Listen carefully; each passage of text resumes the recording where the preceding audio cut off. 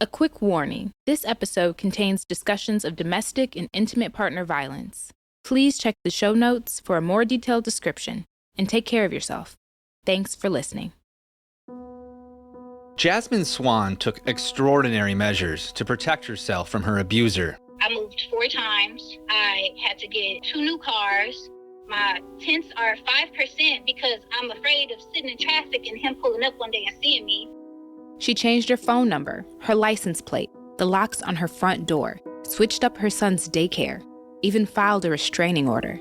She also went to the police. I'm curious if you could give us a rough number. How many different communications would you say you had with someone in law enforcement in regards to this situation? How many times were you reaching out for help?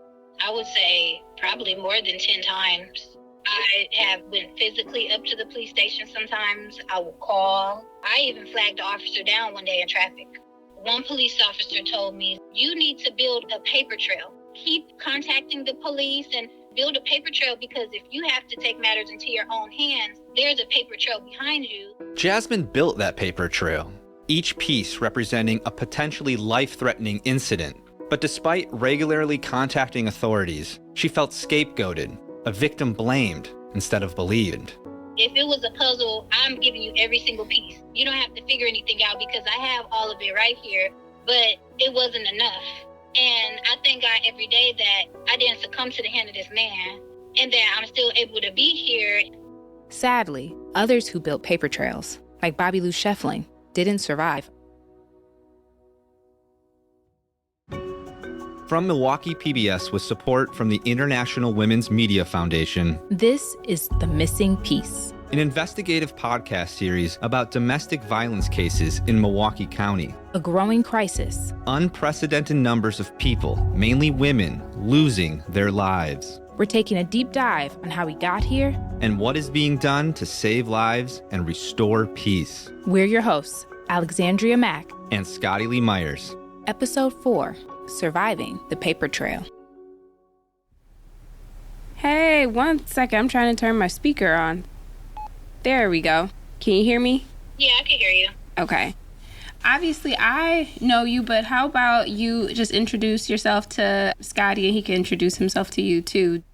Okay, well, I am Jasmine. I am 31. I am originally from Milwaukee, and I am now living in Houston, Texas with my 11-year-old son. I met Jasmine in 2019, a bubbly 20-something always greeting me with a bright smile and a warm embrace. Her social media filled with throwback dance battles with her family, silly trends with her son, or showing her love for animals. But there was one post of hers in 2020 that sparked this conversation. It was a disruption, unlike any post I had ever seen of hers. It read, "One day we're going to have a serious conversation about how the Milwaukee Police Department fails victims of domestic violence." Today, we're having that serious conversation. The story begins in the summer of 2017. Things are going well for Jasmine. She's working at an animal clinic and running her own pet sitting business named after her son, London. He's the driving force behind everything I do, so I always try to keep him at the forefront of all of my ventures. And it's also when Jasmine started dating Kevin Strong, someone she's known since high school. A month into the relationship, there were already red flags, mainly possessive and controlling behavior. There was an ex-girlfriend who reached out and warned Jasmine about Strong's previous abusive behavior. But even if it was true, Jasmine didn't believe the same could happen to her, until it did. Yeah, I remember the exact date. It was July 2nd. The two were in the bathroom. Jasmine was doing her hair and on her cell phone, messaging with a photographer about a possible photo shoot. Strong saw it as flirting and threw her phone against the wall, shattering it to pieces. An argument broke out. Within 10 seconds, I was on the floor in the corner, balled up in a fetal position, and he was getting off of me, beating me like I was a man off the street. And so in the moment, I was just like, don't yell at him for what he did to you, because that's what's going to make him mad, and you can't fight this man. Jasmine suffered serious injuries that required medical attention. He drove me to the hospital. He held my hand all the way to the hospital. And when I got admitted into the room, he sat there and he told the story for me. Jasmine walked away with an orbital fracture and torn retina. Over the next week, she walked on eggshells, terrified of triggering another violent rage. Though she was isolated at home and without a phone, she was able to sneak a message to a friend who helped her get in touch with Strong's parole officer. Strong was soon taken into custody. He started calling me from jail and wanted to continue this relationship, and basically got in my head and manipulated me to feel bad for what I had done. And he convinced me that the best course of action would be to take my story back and tell them that I got jumped by some girls. And so I went down to his parole officer's building office and I told them that, and his parole officer told me straight up, like, I don't believe you. Even though she recanted her story at a hearing, Strong stayed in jail. About 6 months passed, and he mostly stopped calling Jasmine. Then a letter showed up. I thought I was in the clear, and then I checked my mailbox, and then there's this letter. And this letter is a 4-page letter, front and back, filled with threats. The letter was heinous. It read in part, "I know what school London go to. I know where his daycare at. I wouldn't want London to get killed in a car accident or a random shooting." Another excerpt went, "You officially put you and your loved ones' lives in danger, so go snitch now, cause on your grandparents' grave you won't be able to do it later." And those are just the excerpts we're willing to share. Jasmine immediately called police to hand over the letter and older notes between the two as corroborating evidence. The district attorney's office looked to open a case. In the meantime, Jasmine got a restraining order against Strong and alleged that the district attorney's office deemed her uncredible to file charges. I went and got the restraining order. They granted it for 10 years because I feared for my life. But they dropped my case because they said, well, you're not a credible source anymore because you went and recanted your original story, and just dropped the case there. Recanting is not uncommon. Victims may change their story out of fear, and this reality is built into the criminal justice system. In fact, the Milwaukee Police Department's standard operating procedure on domestic violence states that, quote, "Officers shall proceed with this investigation knowing that the victim may recant, minimize, refuse to testify, or fail to appear. In doing so, officers shall gather necessary evidence so that, should the matter be prosecuted, every effort has been made to proceed without the participation of the victim." Prosecutors can work around recanting in several ways, explained Milwaukee County Assistant District Attorney Jennifer Tate, who oversees the 14 attorneys in the office's domestic violence unit. The other thing that we can do is we have an advocate that we work with out of Milwaukee Police who will testify as an expert for us on domestic violence, the power and control dynamics, recantation, and kind of explain and educate a jury.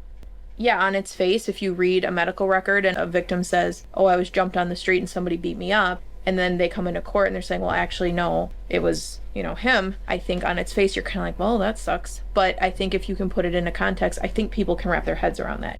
For one, the DA's office can prosecute without the cooperation of the victim. Tate estimated that about a fifth of DV cases in her office proceed this way. A recent report from the Wisconsin Policy Forum shows that there's been a substantial drop in the charge rate for DV cases since the pandemic. The DA's office attributed the decline to the greater difficulty it experienced in communicating with and obtaining cooperation from victims and witnesses. But there are certain tools that we can use. Like, for example, there are ways that allow 911 calls to come into court. If a victim calls 911 and gives enough information on that call, sometimes, if there's enough corroboration by the police investigation, we can use that 911 call and the police to prove a case. So we get very creative in our unit with how we prosecute cases. We regularly have cases tried without victims. So at this point, with the case not moving forward, the only thing that is protecting Jasmine from a man with a long rap sheet is an injunction. I'm just like, okay, all I have is this restraining order that nobody listens to restraining orders. I've had 1 million people say to me in my 38 years, a restraining order is just a piece of paper.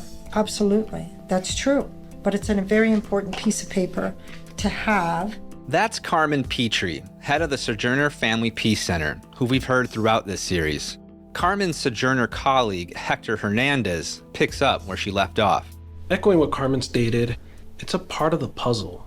Everything we talk to clients about, whether it's a restraining order or not, I think it's all based upon hope. Giving them hope and a belief that they are deserving of a life free of violence, that things will get better. And Katie Aldridge, an attorney at Legal Action Wisconsin who has helped many victims secure restraining orders over the years, succinctly put it this way. What I tell my clients is it's an excuse to call the police before anything happens. You don't have to wait for them to hit you. You can do it when you see them coming to your home. The letter understandably scared Jasmine, especially now that Strong was due to be released in about a month. She was full of fear. Life felt almost not worth living. The closer it gets to the time for him to be released in 2018, the more stressed I would get. And then it came to a point where I was just like, you know what? I would rather not be on earth than to have to face this man. And I tried to drive my car into a tree. And that led me to have to get committed into the behavioral health facility for a week, where I was able to clear my mind and try to figure out some stuff and how I was going to move forward from this. And then 2 weeks later, he got released from jail. And the first thing he did was call me. And he said, okay, are you done playing games now? As soon as he was out, Strong stalked Jasmine. Even with a restraining order in place, he would show up at her job. She gave in out of self-preservation. So eventually, I just gave up on trying to keep him away from me and felt like if I just let him think that we're cool and that we're in this relationship or whatever, that I'll be playing my cards right and keeping it safe. Because if I'm on his good side, he won't hurt me. That may sound counterintuitive to a lot of people, but DV advocates say this is how victims sometimes exert the little control they have to better protect themselves, as Milwaukee Journal Sentinel reporter Ashley Lutheran explains. Advocates from their own experience often say it takes at least 7 attempts for someone to leave an abusive relationship permanently. And so something that advocates, and particularly Carmen Petrie, has often said is that everything a victim or survivor does is in the name of their own safety. I think it also can be helpful to reframe that question and think about, why does someone who is exhibiting violence return? Put yourself in her position. There's someone who has been violent towards you and who you're scared of and who doesn't seem to be able to be held accountable by other institutions, and they left for a time, but now they're coming back. It takes a lot to say no and to have the confidence that that person won't hurt you for saying no. Jasmine said she stayed in this placating relationship with Strong for months, but things were always on an edge. Violence on the verge of eruption. One day, I just was like, I'm going to try to call the police again. So I called the police, and I told her, I really do fear for my safety. There have been instances where we would argue, and he would punch a hole in the wall and tell me I was lucky it wasn't my face. And so she was like, well, if he's near you, like that's a violation of the restraining order, we can come pick him up. With Strong inside her home, Jasmine gave an excuse to leave. She got in her car and drove to a nearby parking lot and watched police arrest Strong for violating the restraining order. She was assured by authorities that the tip would be anonymous. They went in the house, they arrested him, they took him to jail, and I think either it was the next day or the day after, a few days after, he was out of jail. And he was calling me like, I know you did that, your name was all over the paperwork. And like, I won't bore you with all of it, but there was a lot of instances like that continued to happen over that time. And to the point where I was just like, you know what? I'm going to go get a firearm. I'm going to get my CCW. If I have to protect myself because you guys are failing to protect me, then I will. Things sort of carried on this way for a while, until October 1st, 2018. That's when Jasmine made an ultimatum. She told Strong that she was leaving to pick up her son from school, and by the time she got back, she wanted him gone. For good. This was risky. The most dangerous time in a survivor's life is when they take steps to leave a violent relationship. In fact, leaving an abusive partner accounts for over 40% of all domestic violence homicides annually, according to the latest End Domestic Abuse Wisconsin homicide report. Strong wasn't having it. He insisted on driving with her to the school. An argument broke out, and he began hitting her while en route. She devised a plan. As soon as she would arrive, she would flag down an on-campus police officer. When we get to my son's school, and next thing you know, he's beating me up full-fledged. He was punching me in the face, punching me in the stomach. The only thing I could think to do was to continually blow my horn to get the attention of the teachers who were outside dismissing the kids. And one of the male teachers came and opened the door and saw what was happening. Strong ran away from the scene and wasn't seen for a while. Jasmine suspects that he left the state. Before he went missing, he destroyed Jasmine's house, tearing TVs off the wall and bleaching her clothes. Jasmine filed a police report and moved again. If this sounds exhausting, imagine how it would affect your quality of life every day. Your friendships, your connection to family, your ability to focus on something other than surviving. My family stopped talking to me because they felt unsafe, and they felt like, how are they supposed to deal with me? And he's following me everywhere. So I was basically I was alone during that time. But it was only a matter of time before the nightmare returned. One day, out of the blue, Strong sent Jasmine a text message with a picture of her new license plate. He tracked her down at the one place he knows she'll be, her job at an animal clinic in Brown Deer. Harassing phone calls came too. Jasmine did what she could to build that paper trail. She went to the District 4 police station on Silver Spring Drive for help. I went there. I said, hey, he's been calling me for the last hour making all type of threats. So within 3 seconds, he calls. I answer the phone. He's going off. He's cussing me out, calling me out my name, making all these threats. I hang up the phone, and the police officer is like, well, we can't prove that that's him. And I'm like, so what do? I just wait until we run into each other in traffic and he kills me? Jasmine was doing all she could to maintain a paper trail of abuse. But after a while, she said she started to feel like her obituary would be added to the stack. I walked out of there and I just was crying. I felt defeated. The next day, Jasmine called work to say she was afraid to come in. Her coworkers understood and told her to wait it out a few hours while they monitored the parking lot. Sure enough, Strong showed up. Jasmine's boss called her right away. And she said that he kept going in and out of the parking lot, driving through, looking for me. And when he didn't see my car, he started calling inside of the building saying, I know she's in there. If you don't send her out right now, I'm going to blow this place up. The man at the center of the accusations, 26-year-old Kevin Spencer Strong, well, he has a criminal history involving domestic abuse cases and violating restraining orders. This is the man accused of making terrorist threats to a pet clinic on Brown Deer Road earlier this month. Strong called the vet demanding to speak with the victim and said, quote, I know she's in there. Bring her out. I'll blow up this whole place. I'll kill everybody. And I'm going to come in there and shoot up the place like they did this weekend. I've got plenty of guns. Strong was arrested and eventually faced charges related to this incident. He allegedly tried to coerce Jasmine from behind bars. He still would find people to reach out to me when I wouldn't answer my phone. And he even had his brother reach out to me and say, hey, if you don't go to court and testify against him, I'll give you $10,000. The case dragged and dragged, delaying Jasmine's hope that her abuser could be incarcerated for a significant amount of time. And he would drop every lawyer that came to him, and he did that 4 times. He finally went to jail in 2019, and we didn't have an actual court date where I could face him in court and talk about what happened until 2021. Eventually, felony charges against Strong were dismissed, including terrorist threats.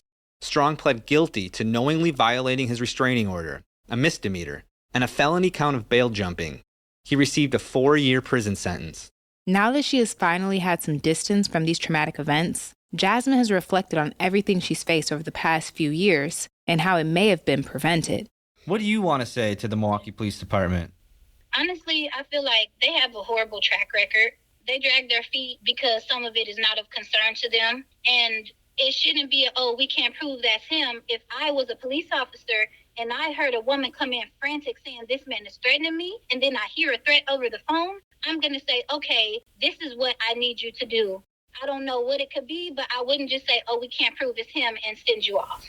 Because then next thing you know, if I end up on the news and saying that I have passed away, you're going to get on the press conference and say, we did everything we could. And you didn't.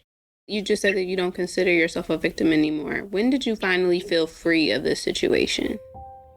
Honestly, and I think I talked to you about this when I started really going to church heavy, and I really learned what forgiveness was. And when our pastor would talk about laying stuff at God's feet and allowing him to handle that stuff and you not carrying it anymore, is when I started to feel less like a victim. Because the old school saying, the Lord is going to fight your battle. Once I just gave it to God and let him clear my heart of any hate or resentment that I had, I stopped feeling like a victim and I started really feeling like the victor. Like I made it through this and he will never get the satisfaction of having me afraid of him again, and I will never fall to this man's hand. So beautiful. Yeah. So beautiful. Thank you so that. much for just taking this time with us. I know that this was obviously, it's always difficult to look back on such a traumatizing time, but I really pray that this blesses someone because you've overcome so much. thank you for allowing me to share my story. So I thank you for giving me the opportunity to share because, I'm an advocate for DV and I just want women to know there's an out. Jasmine was able to tell her own story, a victorious one in her eyes. But we can't hear Bobby Lou Scheffling tell her story about surviving the paper trail because Bobby Lou isn't here to tell it. Back in episode 1, we talked about an inflection point, July 2022, when at least 6 women in Milwaukee County were killed in domestic or intimate partner-related homicides. Bobby Lou was one of those women. But Bobby Lou is more than a statistic. Can you take us back to July of 2022? I want you to take us back to July of last year. To July 2022. I want her to be remembered who she was. Kind, loving, caring, stubborn, a really good mom. And I want her to be remembered not as just another name in the paper, another domestic violence case. This was somebody that she had gone to school twice. She had 2 degrees for 2 different things. Smart as heck, a great mom, good sister. She needs to be remembered like how smart she was. She's not just another statistic in the paper. That's Tia Scheffling, Bobby Lou's younger sister, in an interview with Milwaukee Journal-Sentinel reporter Ashley Lutheran. It was Lutheran's investigative story that uncovered how authorities across many departments had ultimately failed to arrest Nicholas Howell, Bobby Lou's ex-boyfriend, who she repeatedly accused of violence over the final months of her life. The experiences that she had are quite emblematic of what victims and survivors at least have relayed to me, what advocates have relayed to me over the years.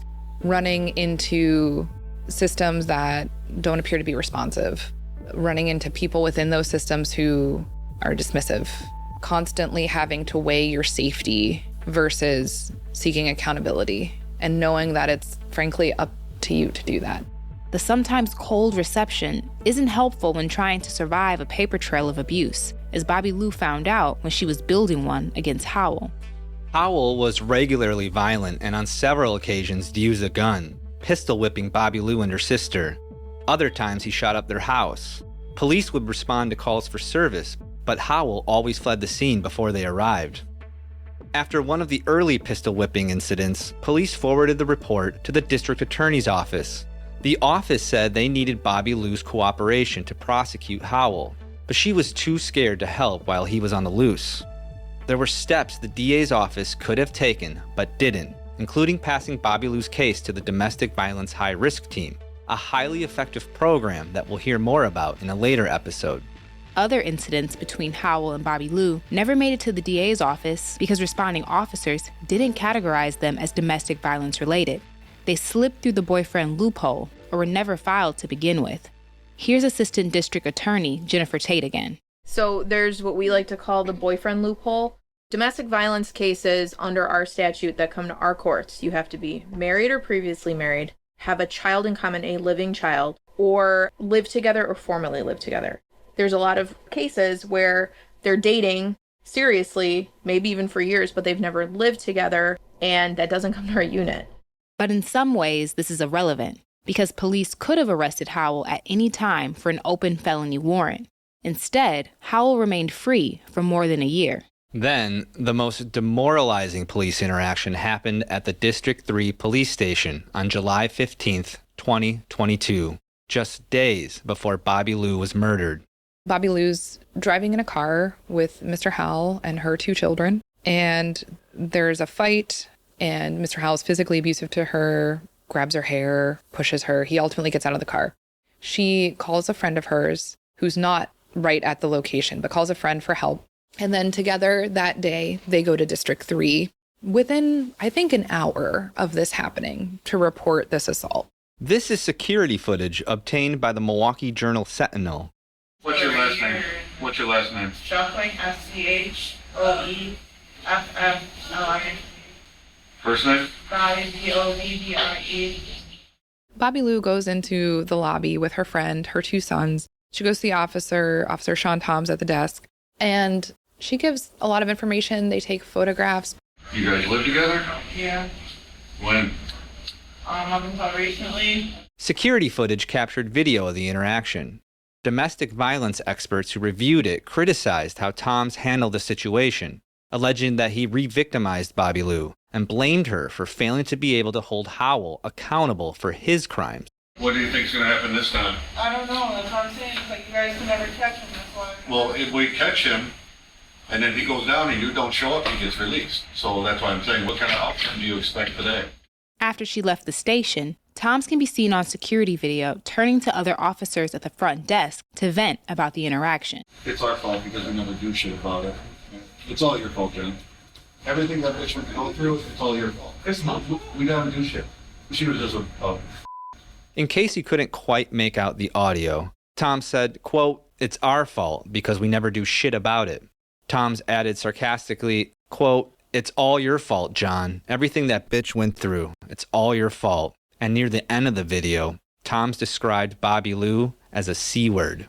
The way I saw the police treat her was they were so unprofessional and by any means. So every time we called, there's 9 911 calls made against him. And that's not including all the other conversations. That's not including the probation officer.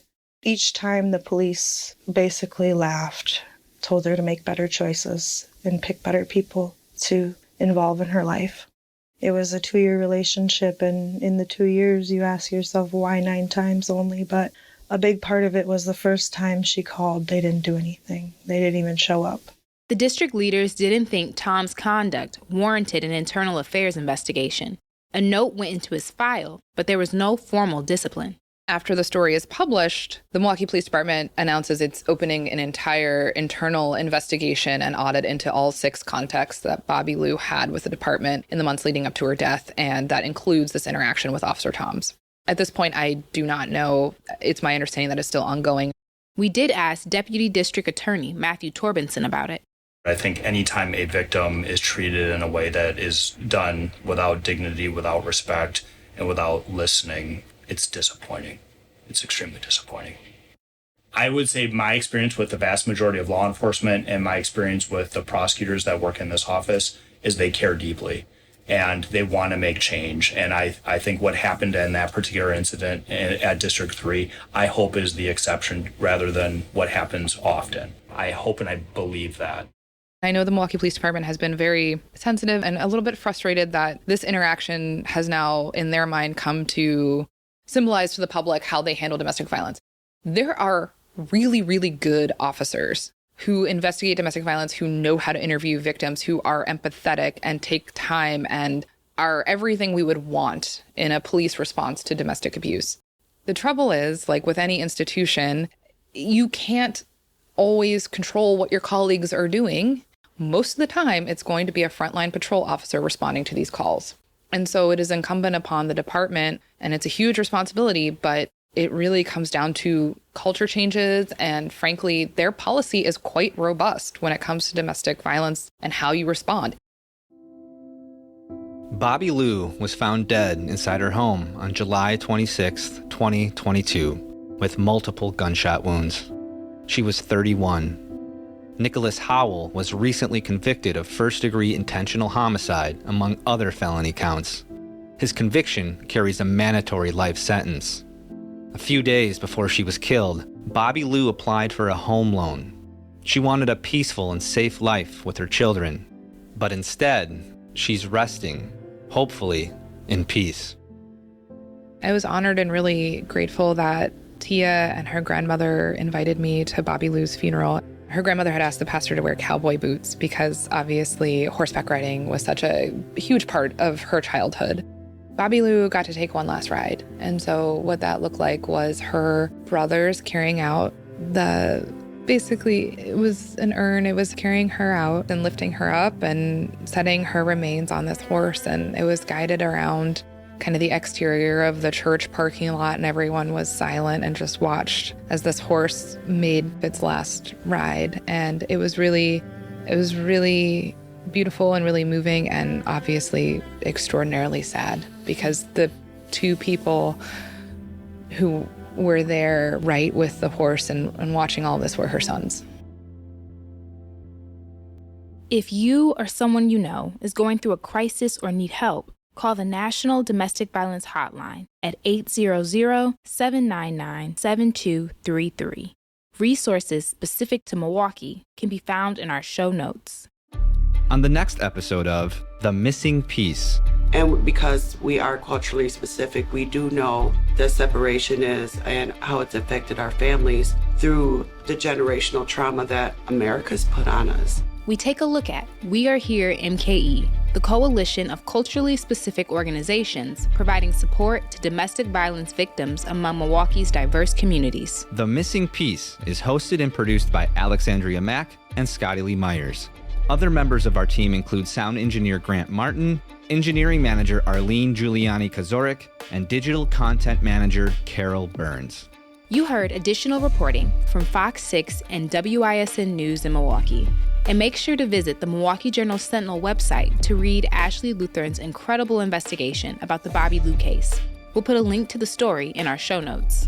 Thanks for listening. If you're a fan of this reporting, please subscribe to the podcast and leave a rating. You'll hear from us again soon for episode 5 of The Missing Piece.